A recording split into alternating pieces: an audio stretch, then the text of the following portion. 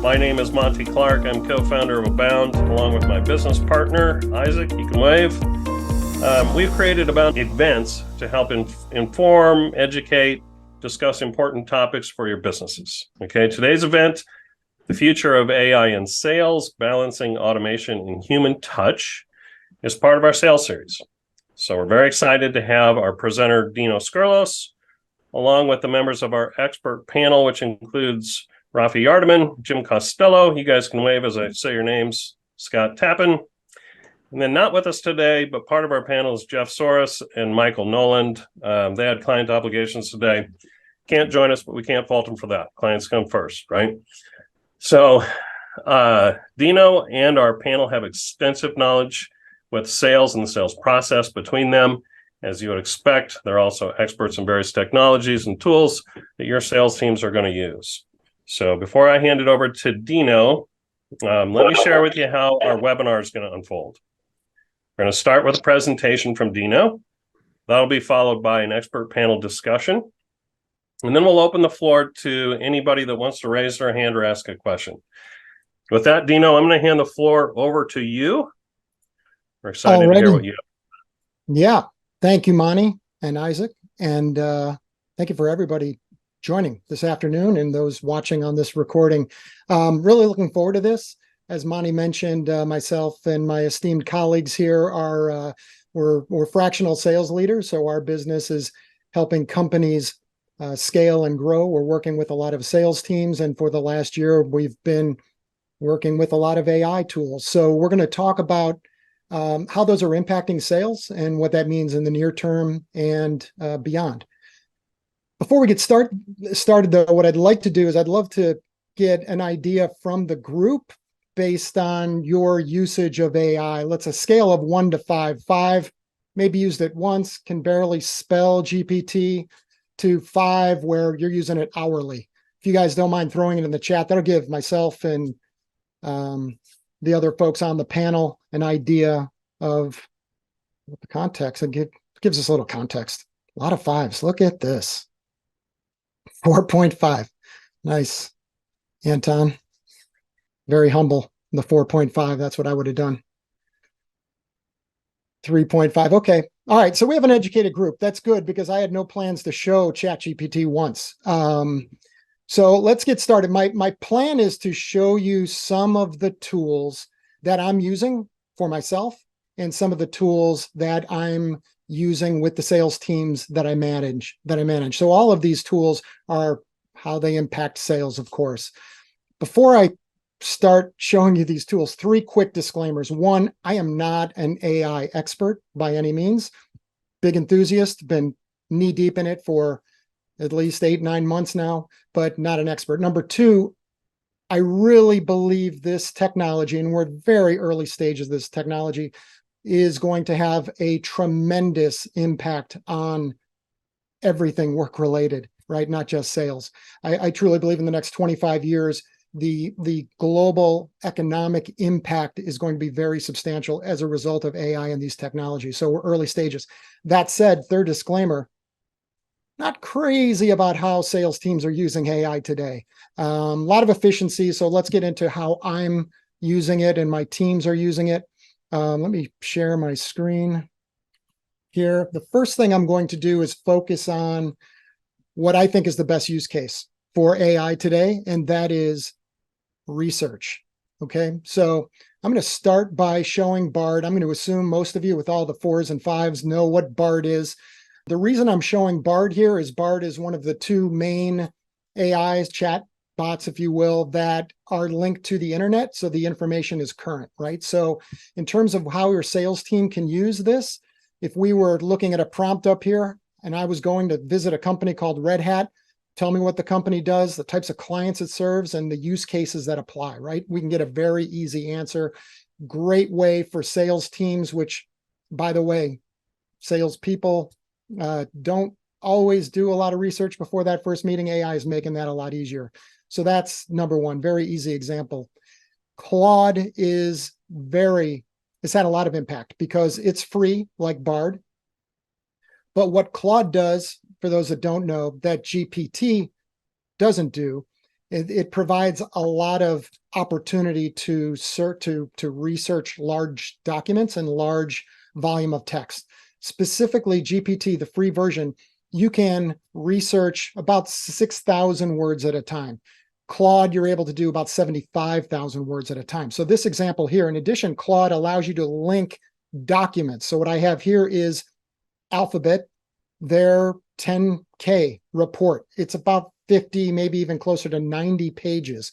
All I do is link that in here, ask it to provide me a high-level overview of the report, give me some bullet points to describe highlights regarding revenue and some of the significant risks the company is facing. And literally within 10, 20 seconds, I'm getting those bullet points to help, again, we put ourselves in the seat of a seller today, getting this type of information, arming them with this type of information before a first meeting is really important. So that's Claude. I'm going to show Claude again, but this next thing I'm about to show you is my favorite thing having to do with AI. It's the thing I use the most. It's a Chrome extension called Glassp. So what this does, and I'm on YouTube now, as I normally am, looking at podcasts. I watch a lot of podcasts. I encourage the sales teams that I manage to watch a lot of podcasts. Jason Bay is great at talking to sellers and how to apply different things, whether it's cold email, cold outreach.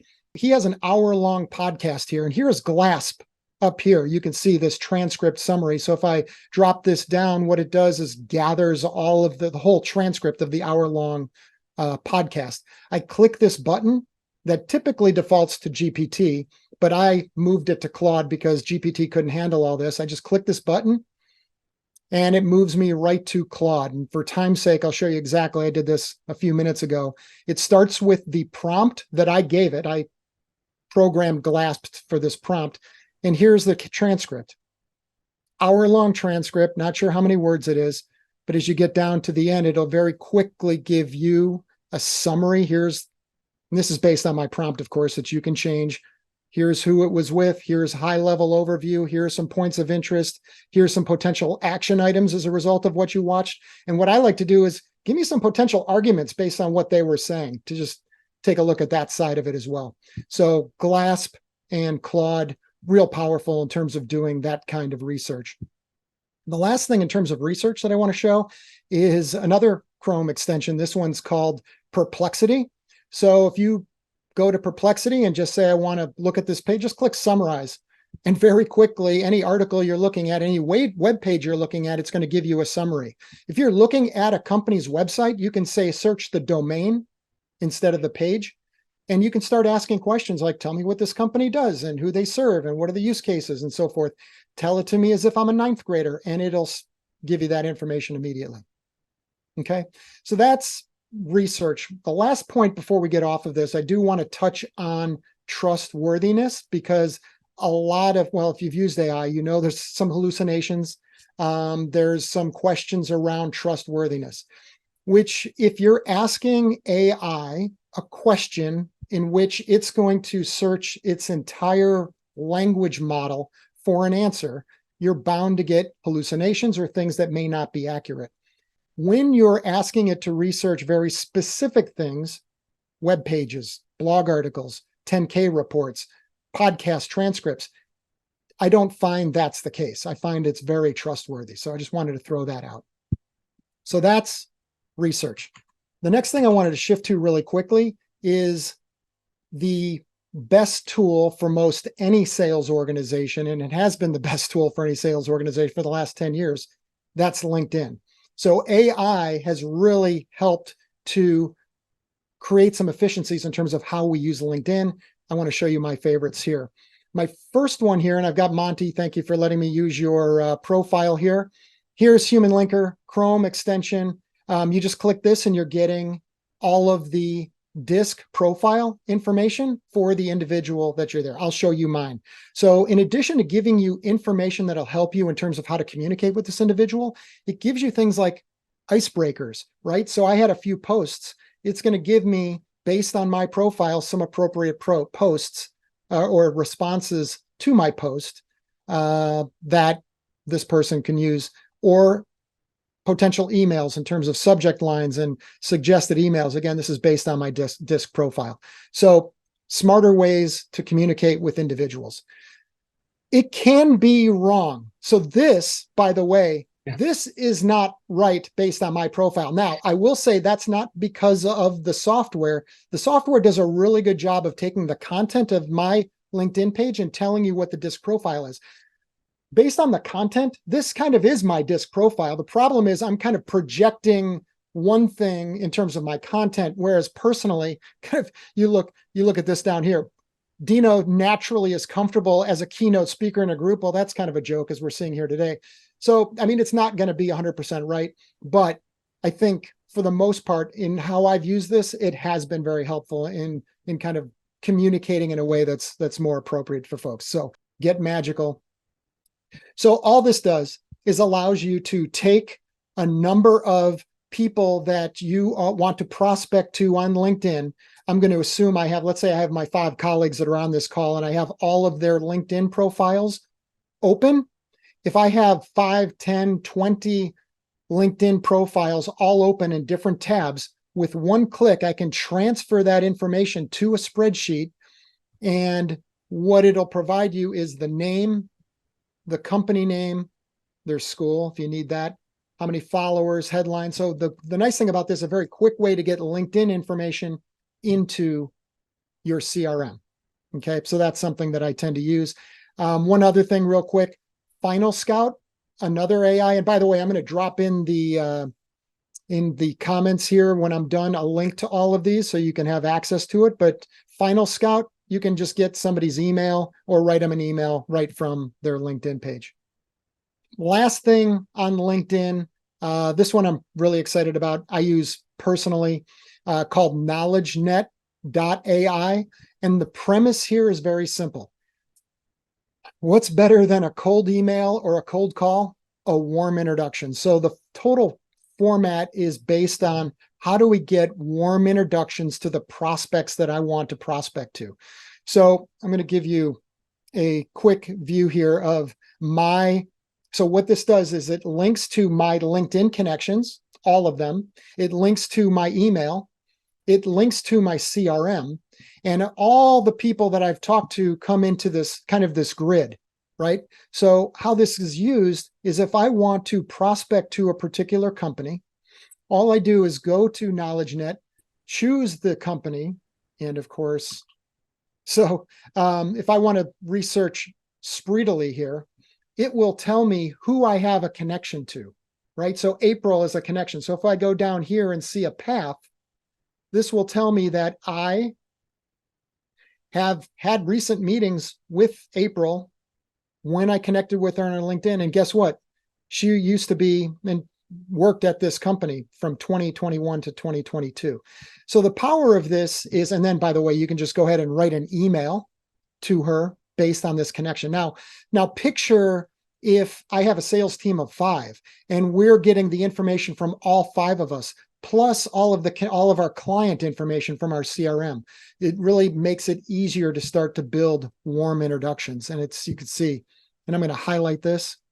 Hope this email finds you well. I'm going to reference this in a little bit, but very quickly, it'll type an email out based on the path and based on who you want to get an introduction to. Okay, moving on real quick. I know we're getting close to time here. A couple more to show you. Speaking of this, hope this email finds you well.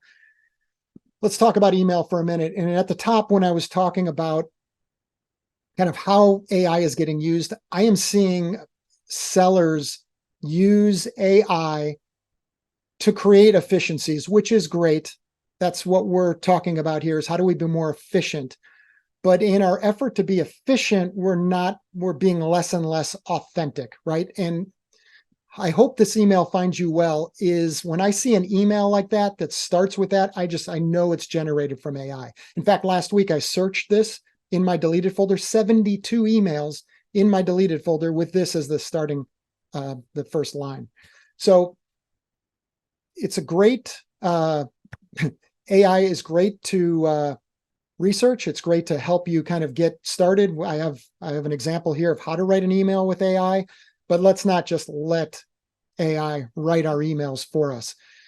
This next application, Horribly Opposed, I'm going to run through this really quick, but basically what it does is you put the person in here, you put their role, you put some news about the individual or about that company, and then you put very specifically, what are the problems you solve? What is the solution that you solve those problems with? And it'll give you a very concise and a very directed, pointed email. So a lot of times with my sales teams, I point them to this because at least I know it's going to be a brief email. It's going to have a nice call to action, and it's going to be based on problems and how we solve them. This B2B Rocket, I've not used this as the one that I haven't used yet. I've introduced it to one of my clients. We're about to try this in the next 30 days. This is a way where you can write personalized emails at scale. I won't go into it too much, but they can send out 20,000 emails per month. You need to have a pretty large addressable market. They take information from the web, they personalize the first paragraph, they tie in the problem to that personalization and have a nice call to action. So the nice thing about this is you can do it at scale, and even nicer is, although it costs a couple $1,000s a month, it's an opt-out. You can end, you don't have a 6-month agreement or even a 2-month agreement. So I'm about to try that. The last thing I'd like to share is one of the more important things. And I think I see a lot more sellers utilizing this. Fireflies is what I use. And this is simply a way to record all of your meetings. It's a simple way to get, and more importantly, to get a transcript of every phone call that's happening between your sellers and prospects.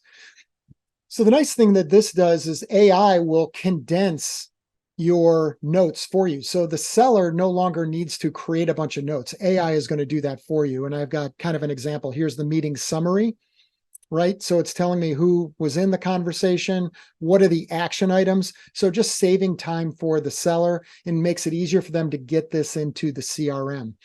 But the reason I'm encouraging organizations to utilize technology like this, because as the technology evolves, you're going to want to have a record of a transcript of as many conversations as possible for a couple of reasons. Number one, you want to know, first of all, you want to know how your sellers are doing if you're a manager, but your sellers want to know, how am I doing in terms of how much am I talking compared to my prospects, things like that. But you really want to be able to document, what are my sellers, how are they articulating the problems that they have? How are they articulating kind of the what they want, their ideal state, if you will? More importantly, how are they articulating what they think of our product? So traditionally, that information that the sellers are gathering is lost. It's just kind of lost because it never really gets in the CRM. This is a way to get it in the CRM. Encourage companies to do that. So that's it. Those are the tools. I'm going to throw a link in here that is to a Google Doc that has all of these on here in case anybody's interested in trying these. But I'm going to turn it over to the group with a series of questions and then let Monty moderate from there. So I'll ask the gentleman on the call, what, is any of these that you use, I guess, number one, and more importantly, any that you're using on a regular basis that I didn't bring up. And then maybe give us an idea on, how you're looking at AI, how you're utilizing it, to what extent you're utilizing it. Any of those topics, if you guys want to start us off, we'll go from there. And I can jump in. You mentioned Fireflies a moment ago. I think that's a very nice tool, especially for telephonic inside sales. I've had a couple of examples where I've used it for clients, but it also gives the client or the prospect the same exact literature and information you're looking at. It gives a nice little summary, and it allows you to make sure for the salesperson to follow up the meeting with, here's a recap of what we discussed, here's the next steps. It's a great way to set that. And I think what sellers have a real big challenge in the sales process right now is setting next steps. Any kind of AI technology that I look at is helping salespeople in that process, going from discovery right to close, and making sure that they're able to set up a next step. Fireflies is a good start because it takes that initial meeting, and rather than emails and calls and follow-ups, here's a recap of the meeting based on our discussion. I'm setting up a meeting, or I'm taking the liberty to set up our next meeting Friday at 2:00.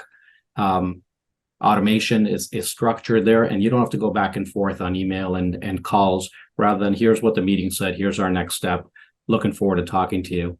So many of those AI tools, at least in my estimation, with the clients that I work with, is really trying to find a way to set up those next steps and move the deal along, so they're not stuck and they're not in that, they've gone dark on me scenario.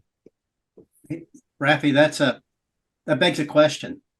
You outlined some fantastic research tools. The one above my understanding of AI, KnowledgeNet AI, yes.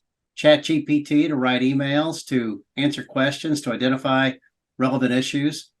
But there's, different levels of complexity within sales. There's the short sales cycle, transactional, and then there's the complex sale with intellectual capital. I can see those research tools you mentioned being used on the conceptual side, on the complex side. But what kind of tools are being used by folks on the transactional side, where there's one person calling on 100 contractors a week? How do we find them? How do we make the right sales calls? And Rafi, great point. The follow-up and all those things for Firefly is a great tracker on that and guides the next steps. But are there any other tools that would help a salesperson in a shorter sales cycle calling on a lot of people? Yeah, there are a number of tools. So it's just a great point. The shorter sales cycle really is a difference. The way I look at it is the longer sales cycle you have, obviously the more really important the seller is, important that the seller's more consultative. And so these research tools are really important. So to your point, in more of a transactional situation, you're trying to just find the right people. So yeah, there are a number of tools that leverage LinkedIn. There are a number of tools that that don't have to do with AI that allow you to find and identify those folks. I'm sure, Jim, you'd agree. The key is the list. How strong is the list? And that's number one, because you can spend a lot of time with the best approach. If you don't have the right people, it's not going to be very effective. So using AI to find those people and then crafting the right message and getting that message at scale are things that some of these tools can use. And there's tools that don't even have to do with AI that can help along those lines.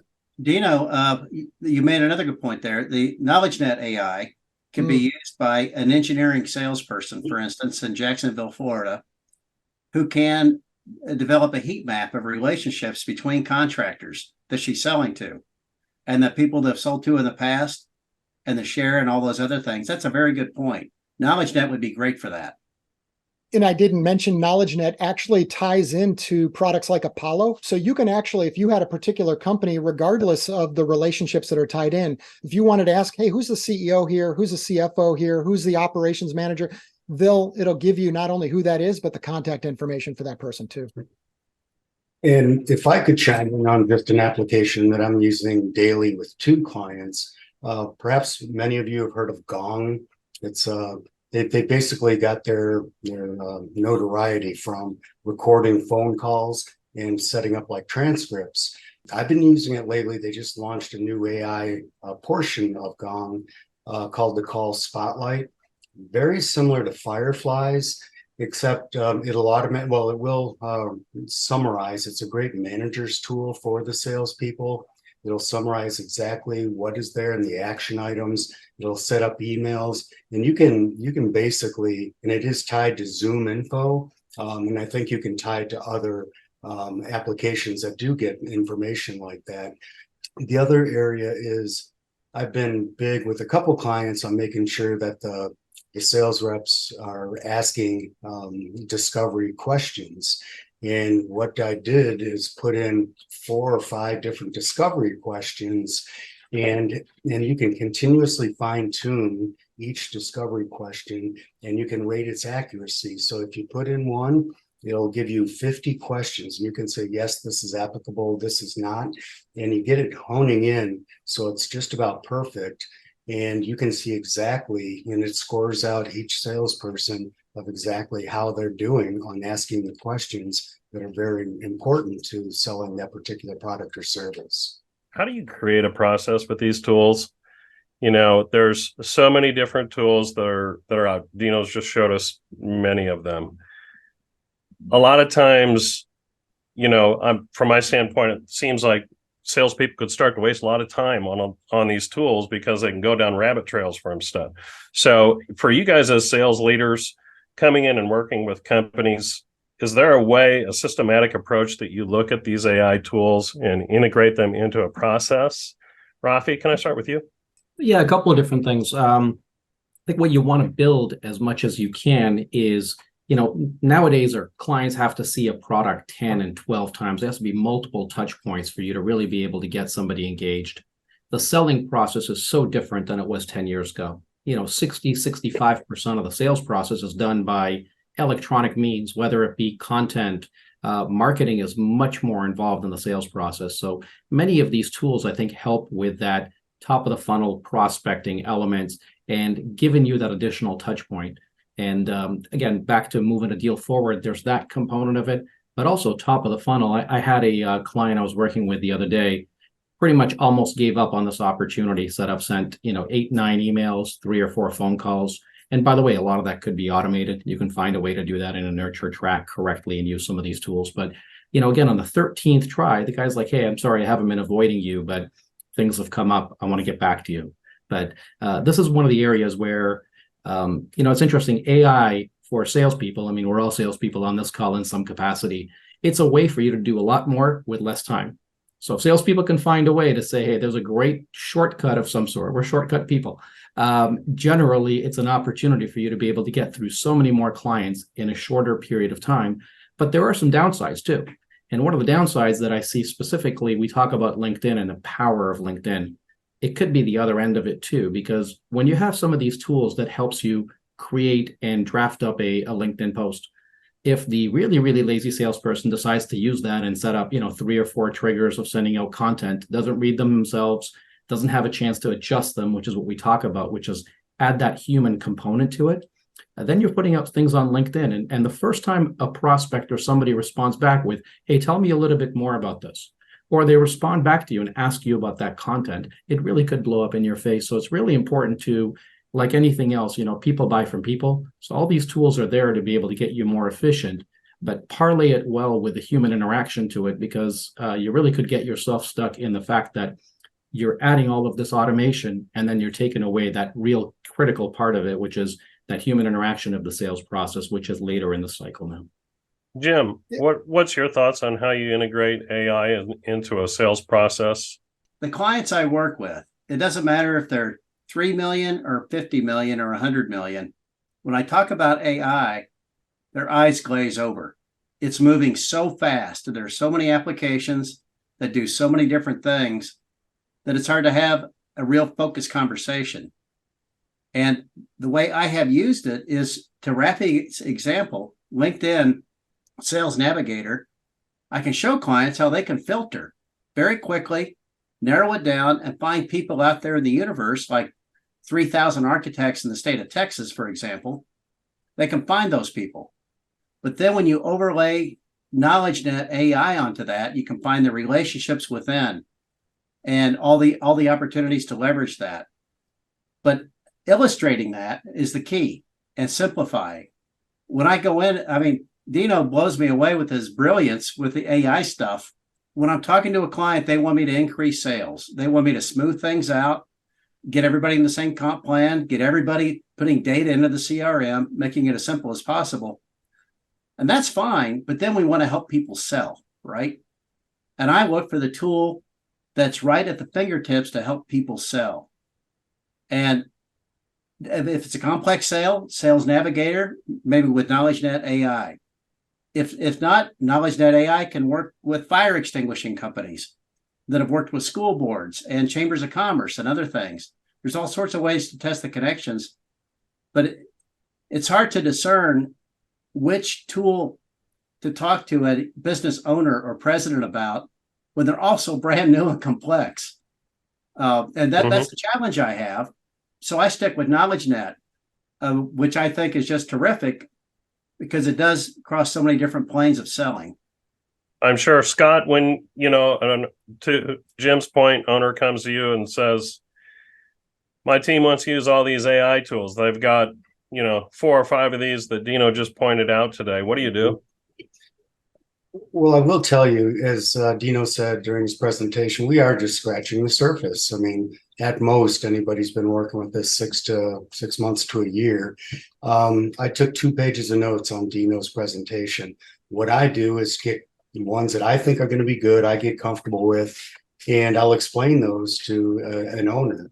If they do glaze over, you really just show them how easy it is, but they can use it as a management tool, and I can just show all those summaries.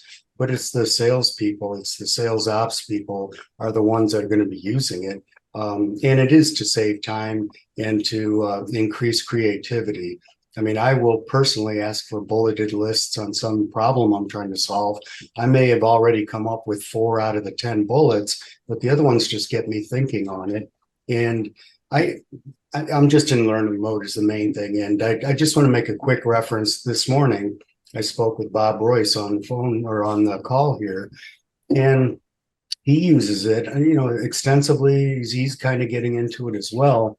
But he mentioned something today that I just learned. And once we hit the outside of the panel, Bob, by all means, chime in. But the more general, like Chat GTP AI is, the more of a propensity it is to have those hallucinations. And if you really get into, say, there's a purchasing AI and everything's about purchasing, you're going to get more accurate information. And that only makes sense. And right now, I just take time to play with all the different AI out there. And then I just kind of make a small list that I use with my salespeople. Fantastic. Great discussion, guys. Really appreciate it. I want to open up the floor. I'm sure there's going to be a lot of questions for people to ask. So if you would like to ask a question, raise your hand. If the Zoom thing will come up and pin your hand up there like mine just did. Feel free to do that. If you have a question that you want to drop into the chat, we'll monitor that as well. But we're going to open it to the floor now. If anybody has a question, feel free to ask. I'm going to get it started by asking the panel, are there any concerns with safety or data, as you're moving in these and working with these? And then Nick, I'm going to jump up to your question first, right after that. Go ahead. I'll start this and see if anybody else has anything. I had a conversation a week ago with a partner at a private equity firm, and I asked him that question. He said, yeah, the CEOs we represent are very concerned. The biggest concern is, are we putting any IP? Are we putting any client sensitive information into AI, which becomes public information? So there's a lot of concern there. And there are not many guardrails right now is the problem. Yeah, I think the first step is organizations need to talk about this. Organizations need to communicate to all the employees in terms of what is our policy, what can happen, what shouldn't happen. They need to have also an individual that is kind of researching all these tools. I mean, there's multiple hundreds of tools just for sales. There's a lot of tools there. It's hard to keep up.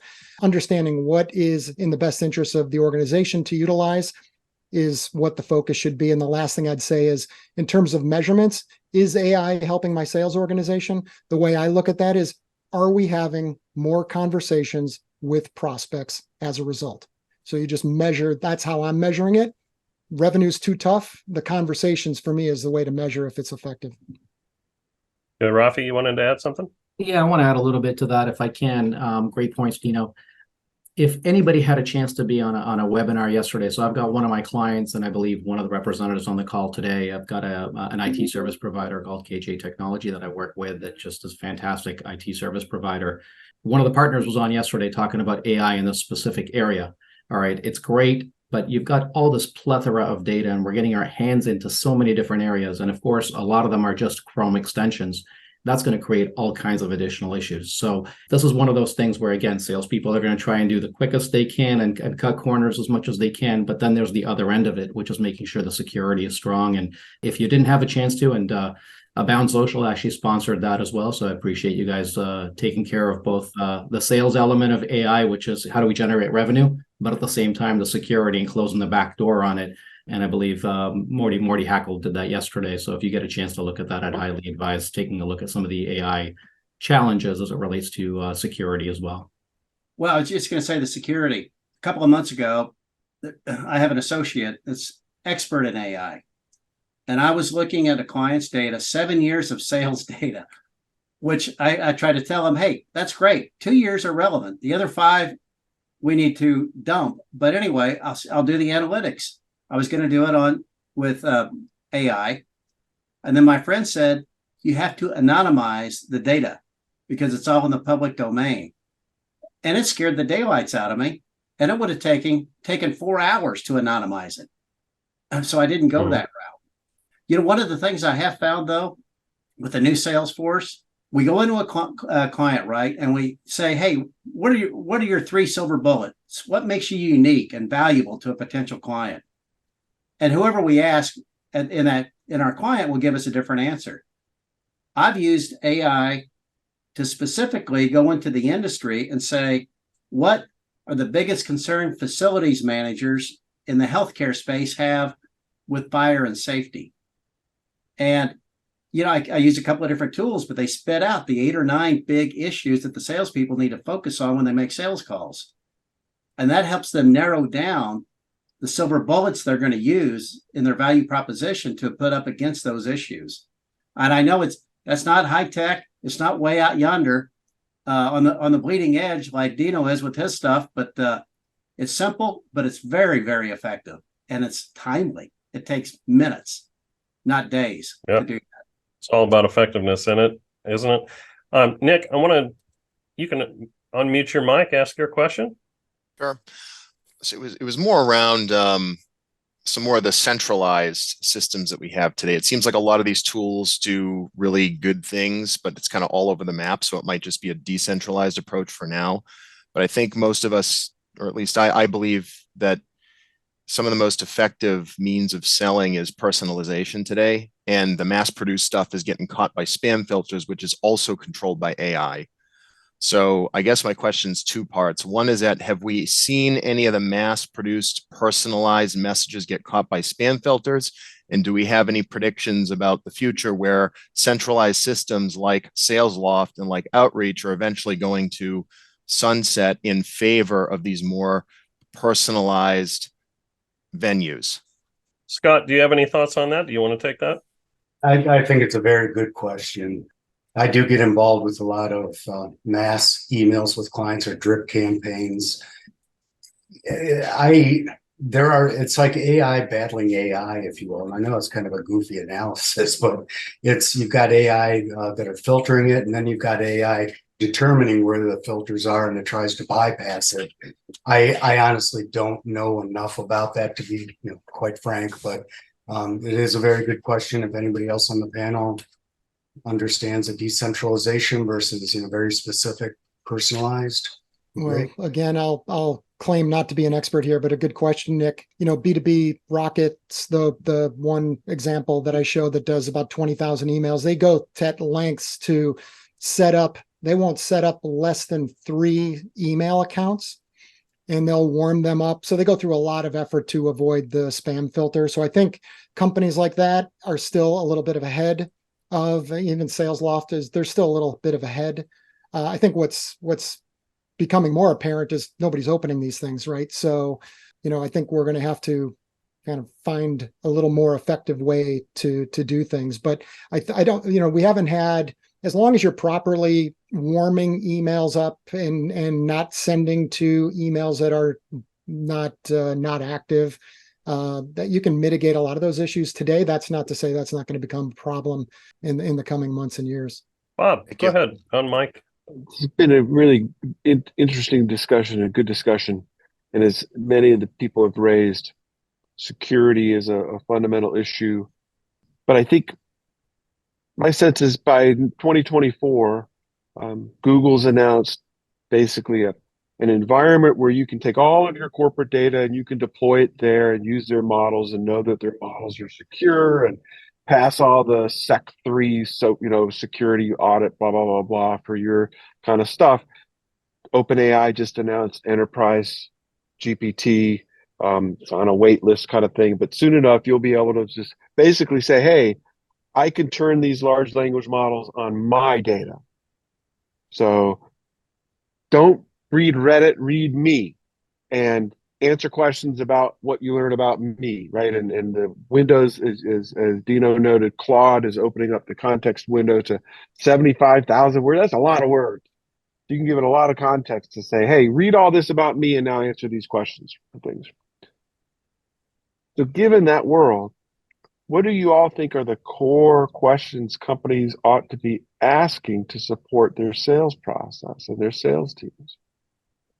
Like when they have all this, they're going to have a world where they can basically ask it things. What do you think are some of the key ways that you want to enable salespeople with that?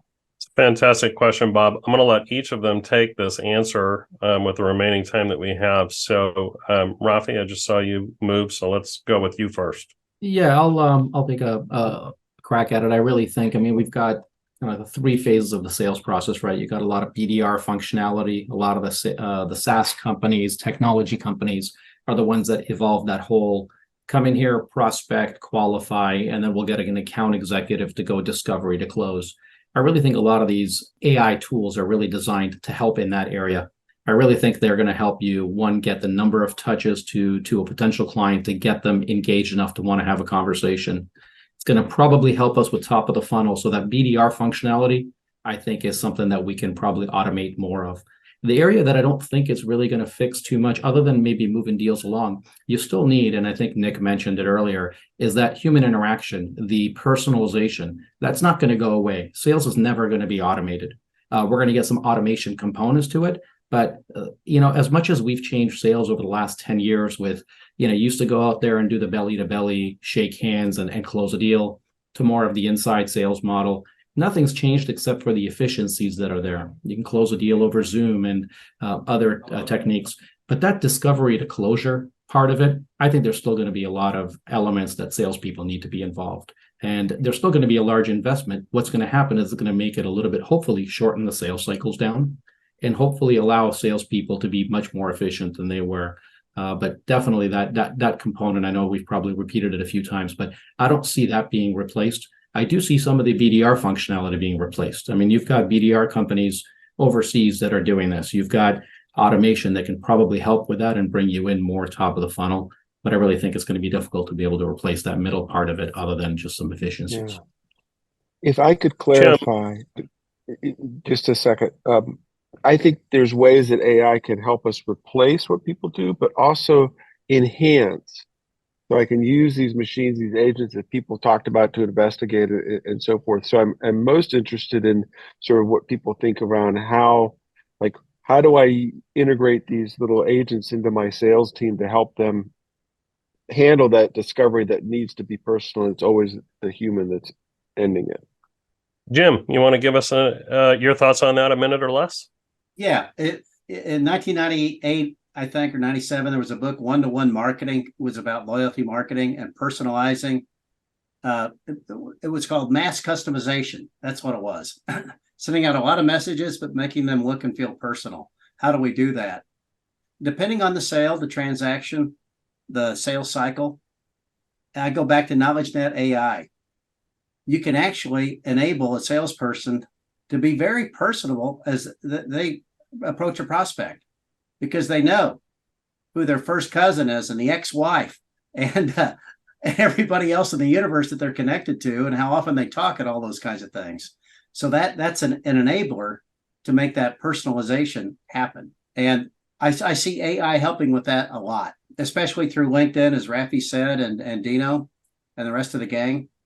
Doing those kinds of things, you can really find out who the human being is that you're approaching, so you can customize the message to it.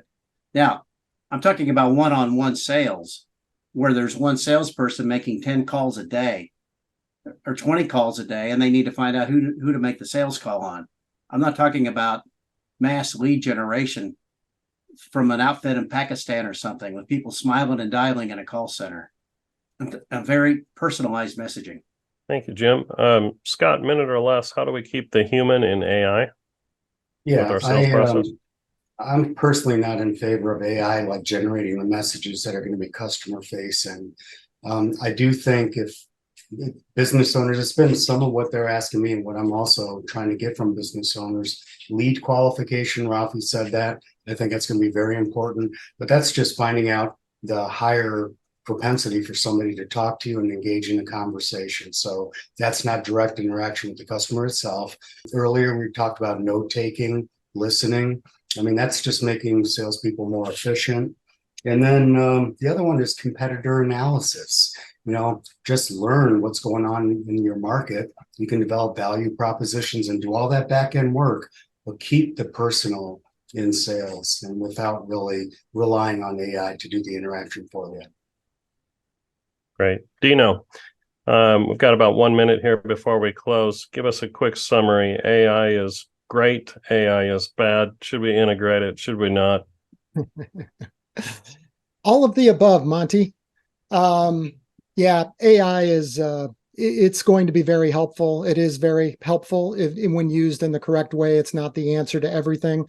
Bob, in a slight attempt to answer your question, it's going to evolve in terms of how AI is going to be integrated into the sales process. The good stuff is that we are going to be salespeople can utilize big data now. When we're recording every single conversation, we're going to have insights. To Rafi's point, salespeople are here to stay. A big reason for that is salespeople, a buyer is going through a buying motion once every 5 years for a product or service. Salespeople are doing it multiple times a week. So we collect all that data where we have more insights, more value we can provide prospects. AI is going to help us do that more and more. As for the bad, the real bad's a couple decades off. We don't have too much to worry about. It's good to know. Everybody, really thank you for a fantastic conversation. Dino, thanks for a great presentation, showing us some really amazing tools. And you showed me a couple things that even I didn't know. So congratulations on that. This is a monthly series that we're going to do for everybody that's on the call. We're going to focus on some conversations that are going to matter to you, specifically in your sales process and how to grow your businesses. So be watching for next month. We'll have a whole new conversation queued up and ready to go for you. In the meantime, thank you very much for joining the call, for being active participants. We appreciate you all, and we look forward to seeing you next time.